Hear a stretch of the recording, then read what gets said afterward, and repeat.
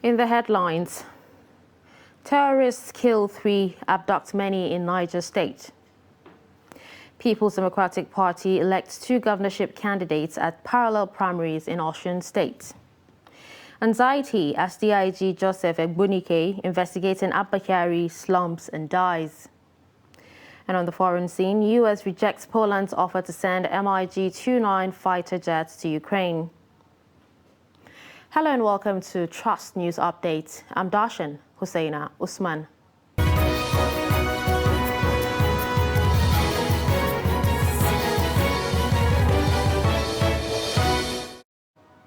Three persons have been reportedly killed by terrorists in Ungwan-Toma, a community in Imunya local government area of Niger State. The Niger State Commissioner for Local Governments, Chieftaincy Affairs and Internal Security, Emmanuel Umar, confirmed the attacks but could not give the exact number of casualties as of the time of filing the report, adding that cattle were rustled in Nusko while security operatives were deployed to block their escape routes and engage them. The bandits boggled shops in Zazaga where they carted away foodstuff and also blocked Sadikim Power Mina Road on Tuesday evening, also boggled shops around and stole foodstuff, as well as invade Nusko, the headquarters of Magama local community, where they rustled cattle on Monday evening. At least 3 people have been killed and over 19 others, including women and children, abducted in separate attacks on some communities in Jibia and Batsari local government area of Katsina State. Locals say suspected bandits move freely in and around the communities with sophisticated weapons, threatening to kill anyone who informs security agents about their activities. The affected are all in Batsari and Jibia local government areas of Katsina State. Abdullahi Yamadi has the report. The suspected bandits have also sent a letter threatening to attack Kandawa village of Batsari local government area, warning the villagers to leave or risk being killed. Most of the people from the affected communities, especially Kandawa, have since fled for the fear of the attacks. I can recall about 6 to 7 people that remain in Yangaye village out of over 5,000 of us in the village. It is unfortunate that people are left at the mercy of God. We are confused. When Trust Television met with some people who fled their areas to Katsina for the fear of attacks, they say there are insignificant number of people left in some of the affected villages that cannot afford to come to the city or any other place for safety. They say they left people in those affected villages with nothing to eat, mostly disabled and elderly people who are very weak. Yes, you say they amma ai kusan da inda yammacin Katsina ne to gaskiya mutane da yawa. The little our people produced in their farms have been exhausted. We have nothing to call our own.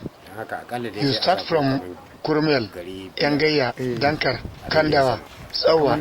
Each of these villages has a population of over 4,000 people. Hardly you get 50 people in each of the villages now. All the rest have fled to various towns and villages. Sannan tsawa. Falale in suka biyo wannan hanya ta 'yan babura ta ƙasa sai sun kai jan tsauni. The bandits move freely with dangerous weapons. People live in fear and confusion. The bandits rob people in a broad daylight. They take everything and anything valuable. The villagers have been rendered poor and worthless. God forbid. Haka suka cika ransu babu baka awa ɗaya akalla. Another problem being faced by people of those communities are incessant abductions and assaults, besides imposing levies on the already poor villagers by the bandits. The worst part of it is lack of government presence in all the affected communities, and the cry that the bandits have taken over their primary schools, clinics and even courts, as well as police outposts in some cases, forcing their children out of school. Another village affected by the incessant bandits' attack is Gangara of Jibia local government area, where hardly a day passes without recording an attack, kidnapping, especially now that the bandits have rustled all the domestic animals in the area. Alhaji Halilu Buhari, who is the chairman of Dara District Association in Jibia local government area, said their people are forced to pay taxes to bandits and called on the authorities concerned to come to their aid. They have something to do inside the village. Many of them, they are farmers, cattle rearers, and many more. So due to that banditry, make them to transfer or to abolish the area and come back in this town and stay doing nothing. So he said the establishment of the military base in Gangara village will not only end the incessant attacks on Jibia and Batsari communities, but also protect the bandits from infiltrating into Katsina and Batagara local government areas. Abdullahi Ismayamadi, Trust Television News, Katsina. Gunmen killed 2 before abducting a Reverend Father and 2 others in the early hours of Tuesday at Kudenda in Chikun local government area of Kaduna State. Some residents of the area narrate their experience to Trust TV. The report. According to the residents, the gunmen stormed the community in large numbers, shooting sporadically and panicked the residents. What really happened is only God I can explain more better, because we try to escape ourselves and try to secure our lives. But unfortunately, on the place of running, coming back, we met a man on the floor, and we noticed that he's dead already. So that is what we can really say about what really happened to the man. So because people here, we are just trying to find a way to escape ourselves. The number of people that came to this place, they are, in short, we can't just exaggerate. They are much. They are much, and the number of guns we are hearing, we can't count it, because they think that everybody just have to run. It's something that is more than 10, more than 20. So we just have to look for one way or the other to secure our own lives. Yesterday around, let me say today, around 1:40 like that, we started hearing gunshots everywhere. So, you know, say not be everything where you hear and now you go come out. We will just dey inside house. Before you know, this morning, one security man now come and say, we with the house. We don't know anything they happen. See anything they happen, they come Catholic church, come carry Reverend Father. So tell them keep person, the security man. But them plenty, because my house they near Catholic church. When they work out, we go no say them plenty. Maybe like them plenty. Even before my street self. You get one where we say, the can't go away, oh bros. If you hear the sound, if you know if you come out.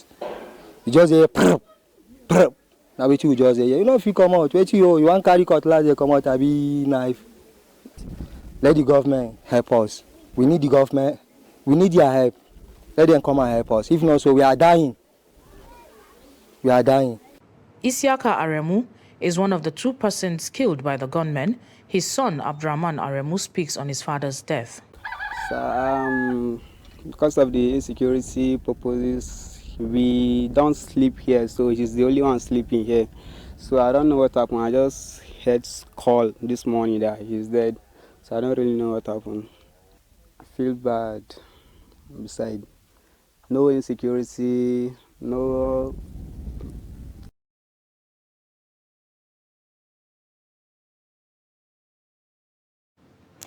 Senator Ademola Adeleke is declared winner of the governorship primary election of the People's Democratic Party in Osun State. The PDP primary held at the 10,000 capacity Oshogbo Stadium, which was only contested by Dotun Babayemi. The primary election reportedly held amid allegation of bias and litigations. Recall that Senator Adeleke emerged the PDP's flag bearer in 2018 when he lost to incumbent Boyega Oyetola of the All Progressives Congress. The governorship election is scheduled to hold on July 16. Similarly, Dotun Babayemi has emerged the gubernatorial candidate of the Wale Ojo-led faction of the People's Democratic Party in Osun State. Results at the end of the factional primaries, which held at Wokdif Event Center, Oshogbo, indicated that Babayemi polled 1,781 votes. According to the returning officer, Adelani Ajonoku, even though some other aspirants have stepped down from the contest, they still made some votes.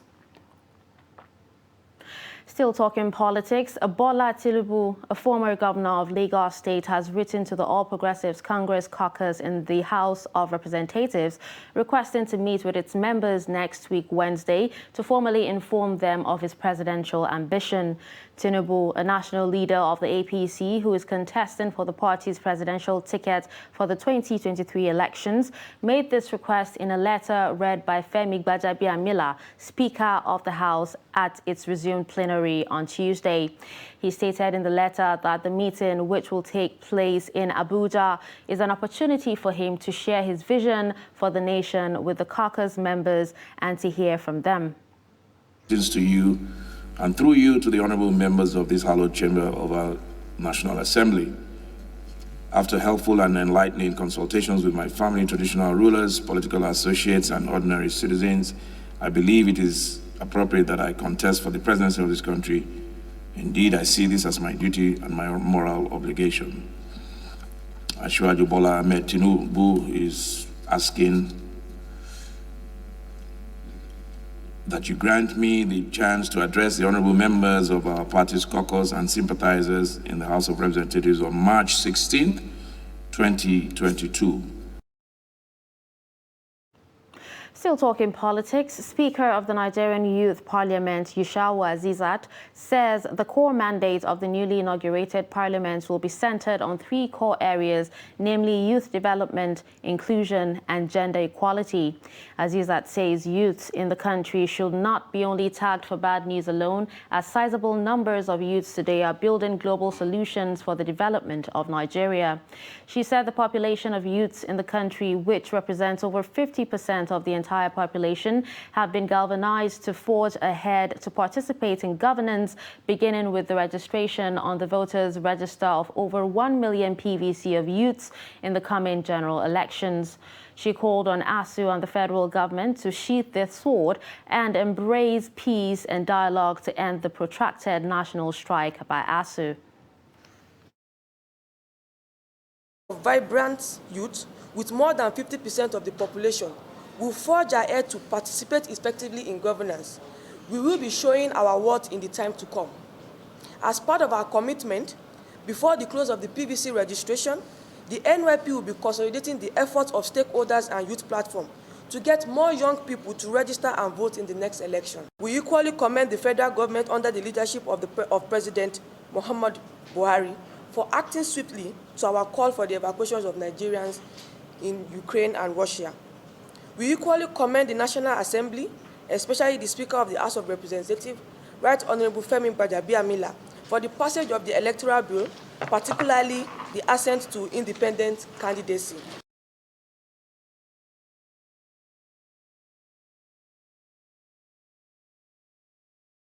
You're watching Trust News Update. Coming up after the break. Another tragedy strikes in Katsina.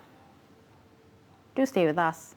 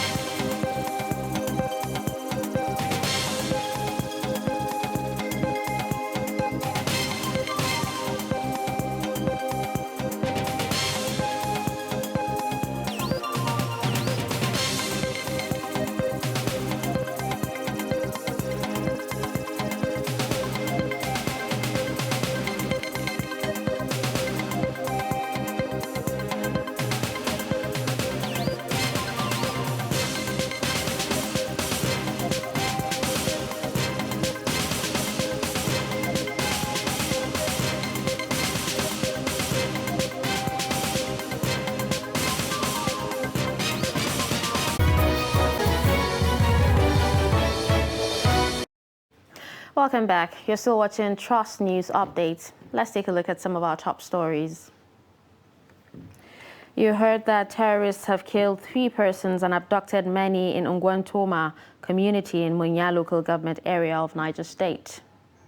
You also heard that People's Democratic Party has elected 2 governorship candidates at parallel primaries in Osun State.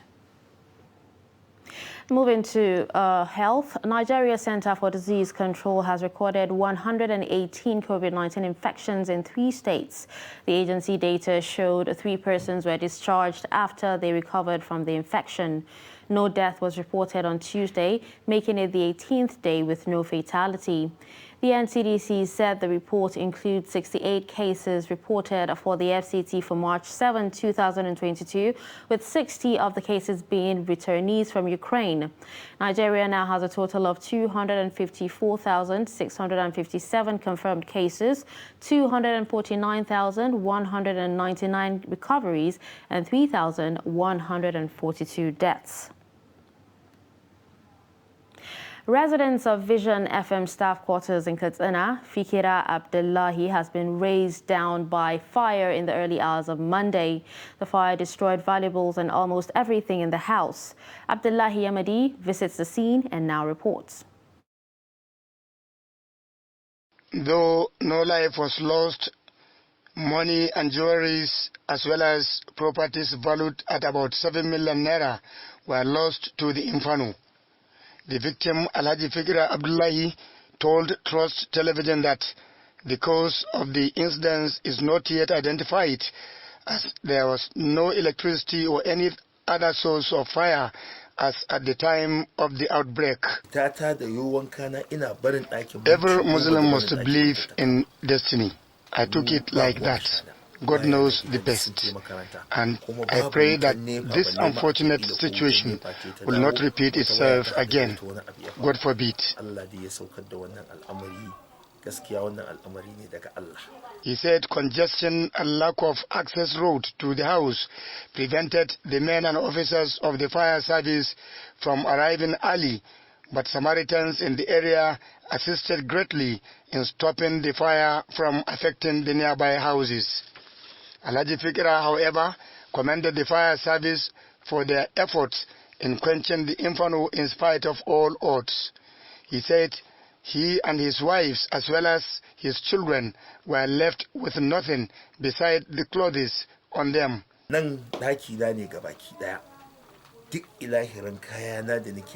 We lost almost everything. Both my 3 wives and children left this house with nothing. It is the will of God.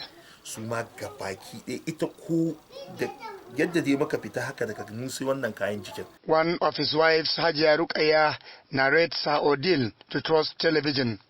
There is nothing to attribute to the cause of this fire. We were all around, but almost every valuable, including money, jewelries, furniture, to mention but a few, have gone. We thank God for everything and every situation. It could be recalled that fire outbreaks have gutted properties worth billions of naira in Katsina State from January 2021 to date. Abdullahi Ismail Ahmadi, Trust Television News, Katsina. Deputy Inspector General of Police Joseph Egbunike, who headed a special investigative panel that probed the suspended Deputy Commissioner of Police, Abakari, has died. Daily Trust reports that the senior police slumped in his office on Tuesday and he was rushed to the National Hospital where he was confirmed dead. Egbunike was named to head the probe panel set up last year by the Inspector General of Police, Usman Baba, to investigate alleged link of Abakari with the billionaire fraudster Abbas Rahman, popularly known as Hush Puppy. Before his appointment as DIG in 2020, he headed the Force Finance Department and subsequently deployed to a head Force Criminal Investigation and Intelligence Department of the Force. Senate Committee on Federal Character and Intergovernmental Affairs on Tuesday inspects works on the presidential wing of the State House Clinic in the presidential villa scheduled to be completed by December this year. Chairman of the committee, Senator Danjuma Lah, while speaking during an oversight inspection visit by members of the committee, expressed satisfaction at the progress of work. Lah, in a statement issued by Biodun Oladunjoye, Director Information, said he's highly impressed for the remarkable steps so far reached on the project site, promising that the committee will take it as a point of duty to keep a tab on the project until it was completed. The Permanent Secretary, State House, Tijani Umar, while giving an overview on the financial status of the project, said the federal government had released the sum of 10.06 billion naira to the contractors for the ongoing project since 2021. Umar said the 416.6 million naira budgeted for the project in 2020 and 1.06 billion naira in 2021 had already been paid in full. The Permanent Secretary indicated that out of the 20.8 billion naira budgeted for the project in 2022, the federal government had paid 8.5 billion naira. Umar recalled that in line with due process, President Muhammadu Buhari had granted approval to engage Messrs. Julius Berger PLC to review and develop the concept design and proceed with the construction of the project as a turnkey contract. Residents of Awka, the Anambra State capital, continue to groan over increase in price of fuel coupled with its scarcity in the state. They said that fuel is selling between 230 and 250 naira, prompting hike in the cost of transportation and food items.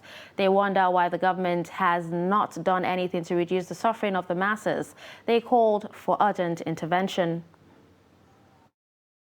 Selling, if you don't have fish, exactly fish, some fish stations are selling 2 tons, some are selling 230, like one and white John are selling 230, some are selling 200. So we don't have specific fish, just anything like we will die for this country because of say we from this country. At least now we get fun, now we supposed to enjoy our fuel. Are complaining because of the increase of the fuel. So we are very, very disappointed in this whole matter. So we are begging, pleading, so that the fuel will come down. We're begging the federal government so that the fuel will come down, so that things will be normal. Price of we are 500 to Awka to Onitsha, but before it's 300, 400. The annoying thing about the fuel price is that nobody is talking and nobody is doing anything about it. The president have just left the country for personal treatment. There is a high cost of living now. To afford something that you usually do afford normal in the former times is now very, very much difficult.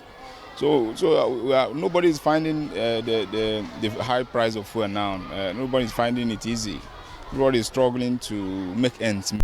We don't take them serious because we know that what they say is just promises, no action to back it up. So when we are still selling at that exorbitant price, because you know that the committee are not serious.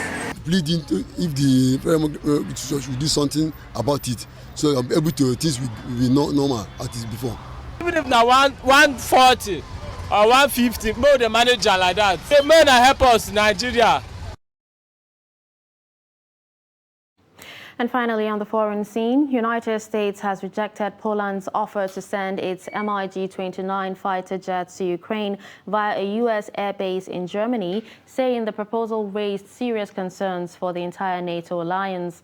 Pentagon spokesman John Kirby, in a statement, said the prospect of the jets flying from a U.S. NATO base into airspace that is contested with Russia over Ukraine raises serious concerns for the entire NATO alliance. Kirby said they will continue to consult with Poland and other NATO allies about the issue and the difficult logistical challenges it presents, adding that Poland's proposal is not a tenable one. With that, we've come to the end of Trust News Update. Don't forget to follow us across all our social media platforms. I'm Darshan Hussaina Usman. Thanks for watching.